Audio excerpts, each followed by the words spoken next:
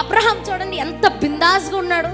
కొడుకుని, సొంత కొడుకుని చాలా సంవత్సరాల తర్వాత వృద్ధాప్యంలో కన్నారు. వృద్ధాప్యంలో కన్న వారికి వాళ్ళ పిల్లల మీద చాలా ప్రేమ ఉంటుంది. అంటే అబ్రహాంకి ఎంత ప్రేమ. దేవుడు ఒక సంతానాన్ని ఇచ్చాడు. దేవుడు ఏమంటున్నాడు, ఇది తీసుకెళ్ళి నాకు బలి ఇచ్చేసేయి, బలి ఇచ్చేసేయి అన్న తర్వాత మనం ఏమనుకుంటాం, మీరేమనుకుంటారు, దేవుడు లేడు, ఏం లేదు, ఓ నాకు ఎవరు వద్దు.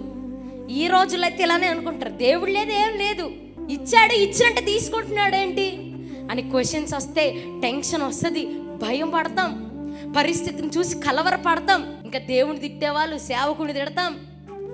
ఇంకేం చేస్తారు, ఏమేమి అన్ని రకాలుగా ఏమేం చేయాలో అన్నీ చేస్తారు.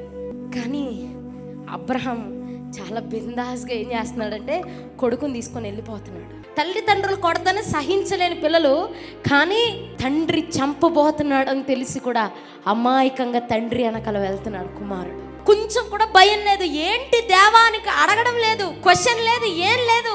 పరిస్థితిని గురించి కొంచెం కూడా చింతించకుండా దేవునిపై భారం వేసి కట్టెల మీద పడుకోబెట్టేశాడు ఇస్సాకుని.